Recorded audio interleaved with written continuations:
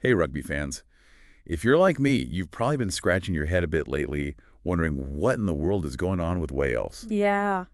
It's been a rough year for them, to say the least. Yeah. Let's face it, 2024 has been one that most Welsh supporters would probably rather forget. I Absolutely. mean, we're talking about a record-breaking losing streak, 12 test matches in a row, a first in Welsh rugby history. Unthinkable, really. And on top of that, they've plummeted down the world rankings all the way to 11th. It's enough to make even the most optimistic supporter reach for the daffodils and cry. It's a far cry from the Wales we've come to expect on the international stage, right? This is a team known for its tenacity, its flair, its ability to pull off those unexpected victories. Exactly. And of course, with a losing streak like this, all eyes turn to the coach. And in this case, it's Warren Gatland, back at the helm. But after this disastrous run, his position is definitely, how do I put this delicately? Hanging by a thread. Yeah, pretty much. Hmm. His contract, which runs until the 2027 World Cup, was reviewed. And the WRU made it very clear his job depends on results in the 2025 Six Nations. It's a fascinating situation, isn't it? I mean, you have to consider the weight of expectation on Gatland's shoulders. This is a man who's led Wales to Grand Slams, to World Cup semifinals. He's practically a legend in Welsh rugby. Right. But now the pressure is immense, not just from the fans and the WRU, but from Gatland himself. I mean, he's even admitted publicly that he's feeling the heat. So the big question is, can he turn things around? So let's dive into that question. Let's unpack what's been going on, what's led to this decline, and whether Gatland really has what it takes to orchestrate a revival. I mean, obviously the losing streak is the biggest issue, but it's not just the number of losses, it's the nature of some of them. Right, like that 52-20 defeat to Australia. Ouch. Exactly. That wasn't just a loss. It exposed some fundamental weaknesses in Wales's defense, particularly against that fast-paced Australian attack. Exactly, and it raises questions about Gatland's game plan and his ability to adapt to the modern game. Has he lost his touch? Can he adjust to these new styles of play? And then you've got the resignation of Nigel Walker as executive director of rugby. He was brought in to oversee a revival of Welsh rugby. But his departure stating accountability for on-field performance, well, that speaks volumes. Doesn't it? It's a sign that the problems run deeper than just the players on the field. This is an organizational crisis. And the WRU review after the Autumn Nations series really highlighted that.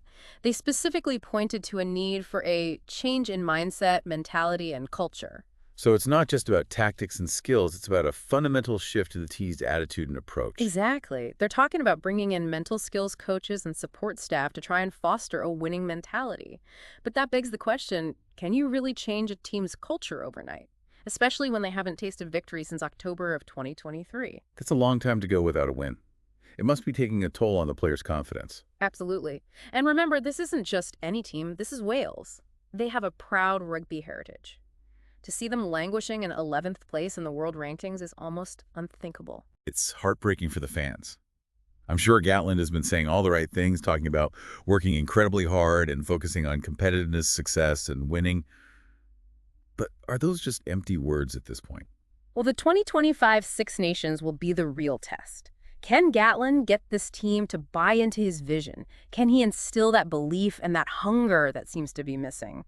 The first game is going to be crucial.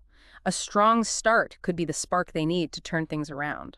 It's definitely a high-stakes tournament for Gatland and for Welsh rugby as a whole. No doubt about it. For fans who have watched their team dominate in the past, this current state of affairs must be incredibly frustrating. It's a pivotal moment for Wales. The whole rugby world is watching to see if they can regain their place among the elite. It's a real story of a team at a crossroads, and the 2025 Six Nations will be the stage where we find out if they can write a new chapter, a chapter of success. It's a tough spot to be in, for sure. And for those of us who really, love the game, we want to see a competitive Wales. It makes the whole international scene more exciting, more unpredictable. Yeah, for sure. It's like when a giant like Wales falters, sometimes it forces everyone else to step up their game. It's a wake-up call to the rest of the rugby world. Right. And speaking of shaking things up, the WRU, they haven't just been focused on the mental side of the game. They're also looking at the structural level as well. Yeah, like that high-performance advisory panel they put together. That seems like a pretty big deal. It is. This panel is made up of some heavy hitters, former players, coaches, administrators, people who really understand what it takes to succeed at the highest level. So it's a good mix of experience and fresh perspectives, which is usually what you need when you're trying to, rebuild and turn things around. Absolutely. It's all about finding that balance between respecting the legacy of Welsh rugby and also embracing new ideas and approaches. And of course, let's not forget about the fans. They've been through a lot this past year. watching their team suffer defeat after defeat. The Welsh fans are known for their passion and their unwavering support. They've stuck with their team through thick and thin. Their role in this rebuilding phase can't be underestimated. It's true. The atmosphere at the Millennium Stadium is always electric. Even when Wales isn't playing well, you can just feel the energy and the hope in the stands, even in the face of adversity. That kind of energy can be a real game changer. It can lift the players, inspire them to reach new heights. It's a reminder that even in the darkest of times, the spirit of Welsh rugby endures. And looking ahead to the Six Nations, Gatland hasn't given away too much about his plans, but he's hinted at some changes in the lineup and the strategy. Yeah, he's keeping his cards close to his chest, but it's pretty clear that he's willing to experiment, to try new combinations, to search for that winning formula. It'll be interesting to see if he gives some of the younger players a chance to shine. Maybe there's a hidden gem out there, a future Welsh star just waiting for his opportunity. A new generation of players could be exactly what they need. Fresh faces, unburdened by past defeats. They could bring a renewed energy and hunger to the team. And who knows, maybe their enthusiasm will rub off on some of the more experienced players and push them to raise their game as well. A bit of healthy competition for their starting spots is always a good thing. It drives players to improve, to push their limits. It can create a really positive dynamic within the squad. So we've got Gatland at the helm with a renewed sense of purpose, maybe some structural changes happening within the WRU, and passionate fans who are desperate for a resurgence. It seems like all the ingredients are there for a comeback story. But as we know, potential doesn't always translate into results. The Six Nations will be the ultimate test. Can Gatland and his team actually deliver? There's a lot of pressure on them. The world is watching to see if Wales can rise from the ashes. But let's not forget the Six Nations is a tournament known for its unpredictability. Absolutely anything can happen. Upsets are common. Momentum can shift quickly. So even though Wales are going into the tournament as underdogs, you can't write them off. Not at all. They have the talent, the experience, the heart, and the unwavering support of their fans. And hey, maybe, just maybe, they have that little something extra that can ignite a spark and set them on a winning path. It's a possibility that every Welsh rugby fan is clinging to. And for the sake of the sport, let's hope that possibility becomes a reality. As we wrap up this part of our deep dive into Welsh rugby, one thing is crystal clear. The road to recovery is paved with challenges. But it's also paved with hope and with the unwavering belief that Welsh rugby can and will rise again. And for our listeners who might be new to rugby or just wondering why this all matters so much, it's really about the spirit of the sport. When a team like Wales is down, they don't stay down. They fight back harder. It's a testament to their resilience, not just as a team, but as an entire nation. Exactly. And that's what makes this whole story so compelling. It's about more than just wins and losses. It's about the indomitable spirit of Welsh rugby, a spirit that transcends borders and inspires fans all over the globe. And that's what makes it so relatable. That underdog spirit, that refusal to give up, that's what grabs you. It really is. And for Wales, that spirit is tied in with their national identity, rugby. It's more than just a game there. It's like a cultural touchstone. Yeah, and that's why this slump has been so tough on them. It's not just the losses on the field, it's that sense of national pride that's taken a hit. Exactly.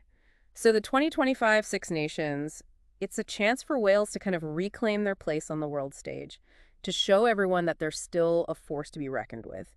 And not just for the Welsh fans, but for the whole global rugby community. We need a strong Wales back. It's a chance for Gatland to prove himself, too. His legacy is on the line. He has to show that he can adapt, that he can lead this team out of the darkness. Oh, right. But we have to be realistic. The competition in the Six Nations is fierce. I mean, you've got powerhouses like Ireland and France playing at an incredibly high level right now. And you can't forget about England. That rivalry is always intense. Twickenham is a tough place to play. And Scotland will be looking to make a statement, too.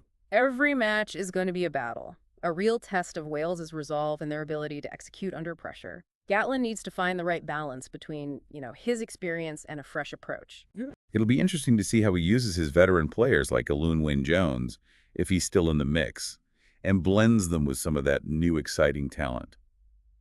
I heard some buzz about a young scrum half out of Llanelli who could really shake things up. That's what's so great about the Six Nations. It's always a breeding ground for new stars, unexpected heroes. And for Wales, a couple of key players emerging could make all the difference. The whole rugby world will be watching, analyzing every move, every decision, every try. Can Wales pull off a miracle comeback? Can they silence the doubters? Well, only time will tell. But one thing's for sure, it's going to be one heck of a ride. So as we wrap up our deep dive into Welsh rugby, the question still hangs in the air.